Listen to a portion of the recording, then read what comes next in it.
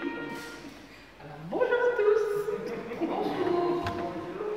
Alors, dans ce nouvel épisode des femmes dans la Bible, nous voici dans le livre des Nombres. On n'a pas trop l'habitude de lire les Nombres. Donc, nous y découvrons une situation où les femmes n'ont pas le droit de posséder des terres. En fait, en Israël, une femme était considérée comme étant la propriété de son père, et propriété qui était transférée à son mari contre le paiement d'une dot. Avec humilité et sagesse, les 5 filles de Sélophade, car ce sont d'elles que nous allons parler, ces 5 filles de Sélophade ont influencé l'élaboration d'une nouvelle loi pour permettre aux femmes de posséder des terres. Au chapitre 1, on voit le premier recensement du peuple qui est sorti d'Égypte. Il faut savoir qui en fait partie. Donc on recense tous les hommes de 20 ans et plus, aptes au service militaire, selon leur appartenance aux diverses troupes de l'armée d'Israël. Le total des Israélites recensés s'élevait ainsi à 603 550 individus. Le temps a passé, et on se retrouve avec une nouvelle génération qui va entrer dans le pays promis. Avec le décalage du temps, ceux qui sont sortis d'Égypte ne sont pas les mêmes que ceux qui vont rentrer dans cette terre promise, le pays de Canaan. Les filles de Sélophade ont vécu vers la fin de l'exode des Israélites. Après tout ce temps passé dans le désert, la population a évolué, bien évidemment. Il était devenu nécessaire d'effectuer un nouveau recensement. La terre devait être répartie entre les tribus proportionnellement à la taille des familles. Chaque homme, chef de famille, recevait une portion. Les filles de Sélophade sont un symbole de cette deuxième génération, puisque leur père a vécu toutes les aventures avec Moïse, et ce sont elles qui vont rentrer dans la terre promise. Leur problème à ces 5 filles, c'est que leur père est mort. Ils n'avaient pas de fils, et selon les lois qui ont été dictées par Moïse sur le mont Sinaï, elles n'ont pas le droit d'hériter, puisque seuls les enfants mâles héritent de leur père. J'imagine un peu le visage de cet homme à chaque accouchement de sa femme. Que des filles! Et ces filles représentaient la honte, le mépris, le désavantage dans la vie de leur père. Tout semble perdu pour ces filles. Mais en plus de la foi, elles avaient de la détermination. Replaçons le texte dans son contexte historique. C'est le temps de la distribution des terres pour Israël. Nous lisons le dénombrement des tribus dans le chapitre précédent. Et voilà que les filles, quelle audace, elles viennent réclamer leur part du gâteau. Nous rencontrons 5 sœurs qui paraissent très différentes dans leur caractère. Il y a Makla, elle incarne la douceur, la clémence, la faiblesse.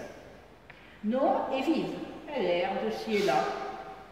Ogla est assimilée à une perdrix. Milka est bonne conseillère. Et Tirtsa n'est que charme, joie et douceur. Bien que différentes, elles sont unanimes dans la formulation de leur demande commune. L'objet de leur demande, c'est la conservation de leur héritage. Du fait que leur père n'a pas eu de fils et qu'il est mort, elles craignaient que son nom disparaisse. À cette époque, c'était une catastrophe pour un couple de ne pas donner naissance à un garçon. Cela entraînait la disparition de la famille et du nom. Ces filles, elles auraient pu penser à trouver des époux qui prendraient soin d'elles afin qu'elles ne manquent de rien après le décès de leur père. Parfois, dans les temps difficiles, après un drame familial, un dépit amoureux, une dispute avec les parents, l'échec à un examen, la jeune fille tombe dans les bras du premier venu par désolation.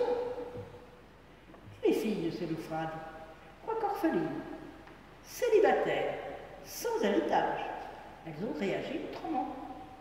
Elles sont allées chercher leur héritage. Mais quand on tombe par héritage, Ce ne sont pas les valeurs transportées par chacun des émigrants. L'or, l'argent, la vaisselle, le mobilier, les moutons, les chèvres. Mais non, c'est pas ça l'héritage. L'héritage, ce sont les parcelles de terre qui seront distribuées à l'arrivée dans le pays conquis. Et là, nous découvrons que les filles ont le courage de s'approcher des dirigeants du peuple pour rappeler que leur père était un honnête homme et qu'il serait totalement injuste que son nom et l'héritage disparaissent simplement en raison de l'absence d'un garçon dans la famille. Elles vont donc prendre des initiatives. La revendication est précédée d'un solide argument et on sent la fermeté de ce groupe féminin. Quand les filles s'organisent, il faut s'attendre à de grandes surprises. La manière dont les 5 sœurs présentent leur demande est digne d'attention et riche d'enseignements. La chose est si importante que courageusement, elles décident d'aller voir Moïse, le dirigeant de l'opération Terre Promise, le chef de l'État en fait. Moïse campait devant l'entrée de la tente de la rencontre à l'est. Elle n'était pas autorisée à entrer dans cette tente qui est sacrée. C'est là qu'est placé le coffre qui contient l'arche d'alliance. Si quelqu'un avait voulu s'approcher de cette tente sans être prêtre, il aurait été mis à mort. On les imagine invitées à avancer dans la tente extérieure. Elles ne peuvent dépasser le rideau d'entrée de la cour située autour de la demeure de l'autel.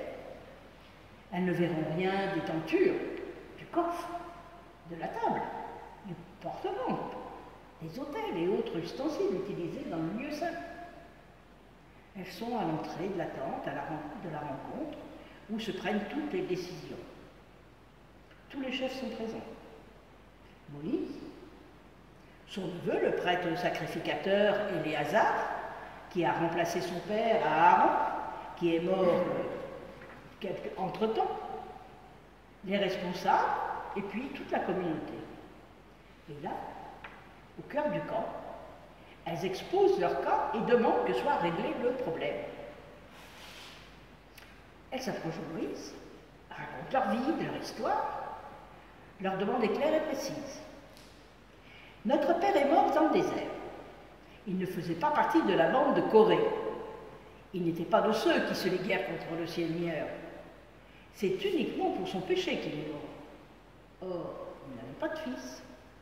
Faut-il que le nom de notre père disparaisse de son clan du fait qu'il n'a pas eu de fils? Donne-nous une propriété, comme aux frères de notre père. Les 5 sœurs utilisent des arguments juridiques qui peuvent convaincre ces hommes et qui les écoutent. Cette demande inhabituelle place les dirigeants devant un problème quand ils n'étaient pas préparés. La loi dictée par Dieu à Moïse semblait très complète, pour ceux qui se présentaient jour après jour. Rappelons qu'elle s'appliquait à plus de 500 000 personnes. Les filles ne disent rien de plus. Certes, leur père n'avait pas participé à la rébellion de Corée, mais il s'était laissé décourager par 10 des 12 espions envoyés en éclaireur et revenus défaitistes quant à l'avenir. Les 10 avaient dénigré ce pays et avaient incité la communauté d'Israël à protester contre Moïse. Ceux-là moururent pour l'avoir calomnié le pays. Et Sélophade, en écoutant les 10, était alors tombé sous le châtiment de Dieu. Ses filles le savaient.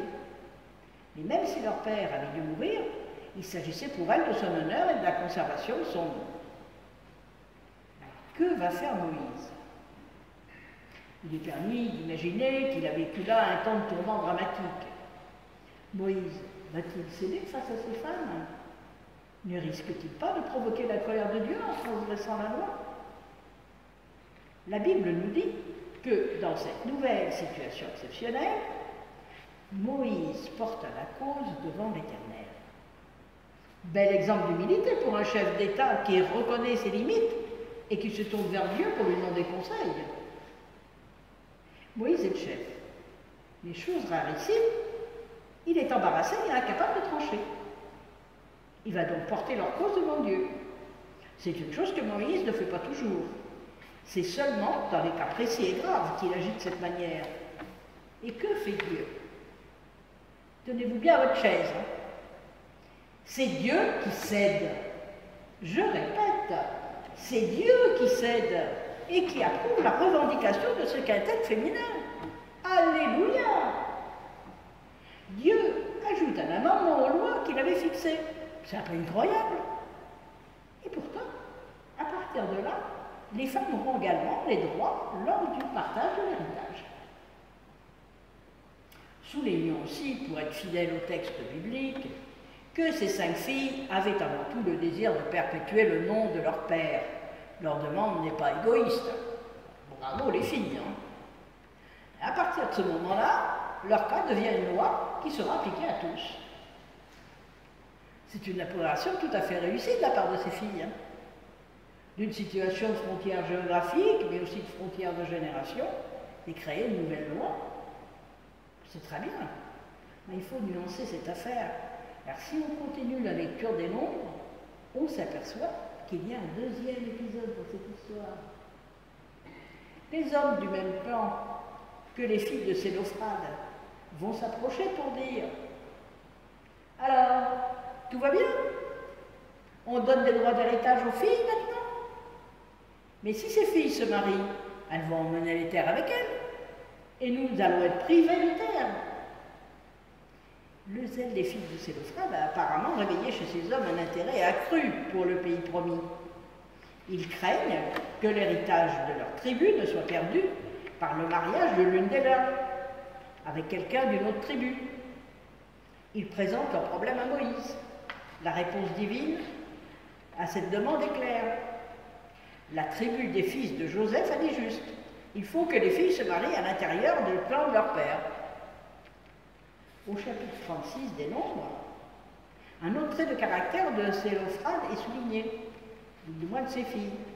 C'est leur obéissance. Les 5 filles sont à nouveau mentionnées. Les filles de Sélophrade firent comme l'Éternel l'avait commandé. Elles se marièrent au fils de leur oncle, leur cousin. Et leur héritage restait dans la tribu de la famille de leur père. Sitôt donné, le droit est déjà réduit. On voit combien le combat pour éditer les lois est un combat de longue haleine et nécessite une patience et ténacité.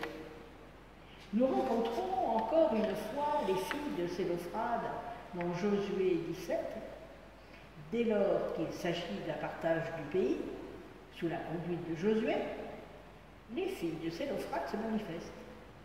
Elles se présentent devant Josué et Éléazar. Elles rappellent les promesses de Dieu. Malgré leur mariage et les années d'attente, leur intérêt pour l'héritage n'avait pas faibli. Leur foi est récompensée. 10 parts de plus reviennent à la tribu de Manassé qui est leur tribu. Pensez-vous quelle devait être la joie de ces femmes de recevoir enfin leur héritage dans le pays promis?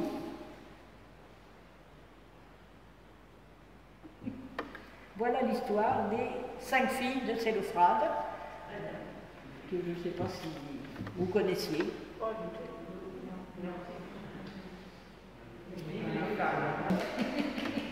Merci.